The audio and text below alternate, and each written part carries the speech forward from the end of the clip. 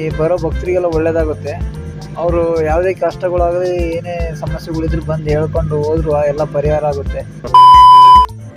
Hi friends, ಎಲ್ಲರೂ ಹೇಗಿದ್ದೀರಾ? ಎಲ್ಲರೂ ಚೆನ್ನಾಗಿದ್ದೀರಾ ಅಂತ ಅಂದ್ಕೊತೀನಿ. ನಾನು ಇರೋದು ಹಲಸೆ. ಇದು ಶಿವಮೊಗ್ಗದಿಂದ 45 ಕಿಲೋಮೀಟರ್ ದೂರದಲ್ಲಿದೆ ಚಂಡಿಕೇಶ್ವರಿ ದೇವಸ್ಥಾನ. ಇದು ಯಾರಿಗೆ ಮಕ್ಕಳಾಗಿಲ್ವೋ ಅಥವಾ ಆಸ್ತಿ ವಿಚಾರದಲ್ಲಿ ಜಗಳ ಇದೆಯೋ ಎಲ್ಲರೂ ಈ ದೇವಸ್ಥಾನಕ್ಕೆ ಬರ್ತಾರೆ. ನೋಡಿ ವೀಕ್ಷಕರೇ, ಇದೇ ಚಂಡಿಕೇಶ್ವರಿ ದೇವಸ್ಥಾನ ಹಲಸೆ. ಎಷ್ಟು ಸುಂದರವಾಗಿದೆ ನೋಡಿ ಈ ದೇವಸ್ಥಾನ. ಸುತ್ತಲೂ ಗುಡ್ಡ ಇದೆ, ಹಿಂದ್ಗಡೆ ಎಲ್ಲ ಅಡಿಕೆ ಮರ ಇದೆ. ಮಲೆನಾಡಿನ ದೇವಸ್ಥಾನ ನೋಡ್ಬೇಕಂದ್ರೆ ತುಂಬ ಖುಷಿ ಆಗುತ್ತೆ ನೋಡಿ. ಇದು ರಾಕ್ಷಸರ ಕುಲದೇವತೆ.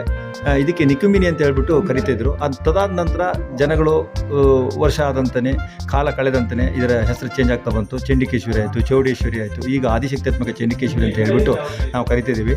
ಈ ತಾಯಿದು ಪಂಚಾಯಿತಿ ಅಂತ ಹೇಳ್ಬಿಟ್ಟು ನಾವು ಮಾಡಿ, ಆ ಪಂಚಾಯಿತಿಯಲ್ಲಿ ನಾವು 13 ಜನ ಸದಸ್ಯರಿದ್ದೀವಿ. ಪಂಚಾಯಿತಿಗೆ 4-5 ಜನ ಸದಸ್ಯರು ಬಂದುಬಿಟ್ಟು ಪ್ರತಿ ಶುಕ್ರವಾರ, ಮಂಗಳವಾರ, ಭಾನುವಾರ ದಿವಸ ಒಂದು ಪಂಚಾಯಿತಿ ಇರುತ್ತೆ. ಆ ಪಂಚಾಯಿತಿಲೆಲ್ಲ ನಾವು ಬುಕ್ಸು, ಪೋರ್ಟಲ್ ಏನು ಮೇಂಟೈನ್ ಮಾಡ್ತಾರೋ ಆ ಥರ ಎಲ್ಲ ಲೆಡ್ಜರ್ ಎಲ್ಲ ಮಾಡ್ತೀವಿ. 20 ವರ್ಷಗಳು ಬಿಟ್ಟು ಬಂದರೂ ಕೂಡ ಅವ್ರು ಯಾವ ಟೈಮಲ್ಲಿ ಏನು ತೀರ್ಮಾನ ಆಗಿತ್ತು ಅಂತಕ್ಕಂಥದ್ದು ಒಂದು ದಾಖಲೆಗೂ ಕೂಡ ನಮ್ಮಲ್ಲಿ ಇರುತ್ತೆ.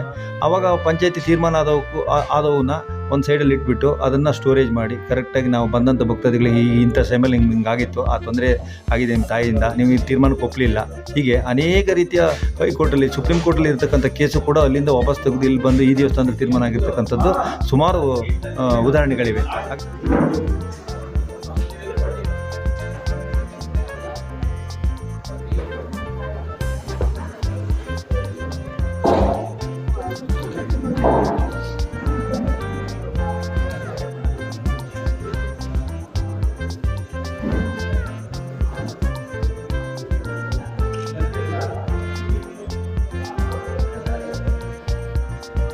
ಚಂಡಿಕೇಶ್ವರಿ ಅಂದರೆ ಇದು ಬಹಳ ಮಹಾತ್ಮೆ ಇರ್ತಕ್ಕಂತಹ ದೇವಸ್ಥಾನ. ಹಿಂದೆ ನಮ್ಮ ತಲೆಮಾರುಗಳು ಅಂದರೆ ಅಜ್ಜ ಅಜ್ಜಿ ಮೆಟ್ಕೊಂಡು ಬಂದು ಇವತ್ತು ದೇವಸ್ಥಾನ ಹುಡುಕಿ ಇವತ್ತು ಪ್ರತಿಯೊಂದು ಮನೆ ಮಂತಾನೆಲ್ಲ ಒಳ್ಳೆಯದಾಗಿದೆ. ಯಾವುದಕ್ಕೂ ತೊಂದರೆನಾಗಿಲ್ಲ. ನಮ್ಮ ಕಷ್ಟ ಪರಿಹಾರ ಮಾಡ್ಕೊಂಡು ಇವತ್ತಿಗೂ ನಾವು 3 ತಿಂಗಳು 6 ತಿಂಗಳು ಬಂದು ಈ ತಾಯಿ ಸೇವೆ ಮಾಡ್ಕೊಂಡು ಹೋಗ್ತಾಯಿದ್ದೀವಿ. ಹಾಗೂ ಬರ್ತಕ್ಕಂಥ ಭಕ್ತಾದಿಗಳು ತುಂಬ ಜನ ಭಕ್ತಾದಿಗಳು ಇಲ್ಲಿ ಬರೋರೆಲ್ಲ ಎಲ್ಲ ಒಳ್ಳೆಯದಾಗಿರೋರೇ ಬರ್ತಿರೋದು. ಯಾರು ಕೆಟ್ಟದಂತೂ ಇವತ್ತವರೆಗೂ ಯಾರೂ ಹೇಳಿಲ್ಲ. ಒಳ್ಳೆ ರೀತಿಯಲ್ಲಿ ಆಗಿದೆ. ತಾಯಿ ಮಹಿಮೆ ಅಪಾರ.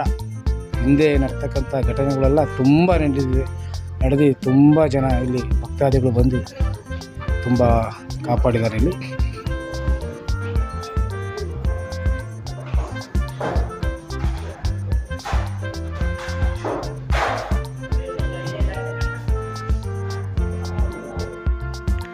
ಮಲೆನಾಡು ದೇವಸ್ಥಾನ ಹೋಗ್ಬೇಕಂದ್ರೆ ದಾರಿ ಮಧ್ಯದಲ್ಲೇ ಒಂದೊಂದು ಪ್ರವಾಸಿ ತಾಣಗಳು ನೋಡಲು ತುಂಬ ಸುಂದರ ನೋಡಿ. ಡಿಸೆಂಬರ್ ಆದರೂ ಸ್ವಲ್ಪ ನೀರು ಕಮ್ಮಿ ಆಗಿದೆ. ಬಸಿ ಬರ್ತಾ ಇದೆ, ಜಲ ಬರ್ತಾನೆ ಇದೆ.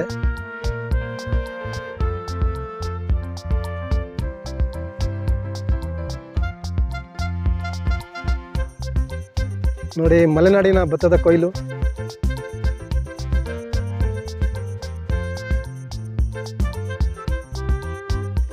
ಈ ವಿಡಿಯೋ ನೋಡಿದ ನಿಮಗೆಲ್ಲ ತಾಯಿ ಚಂಡಿಕೇಶ್ವರಿ ನಿಮ್ಮ ಕಷ್ಟಗಳೆಲ್ಲ ಪರಿಹಾರ ಆಗಲಿ.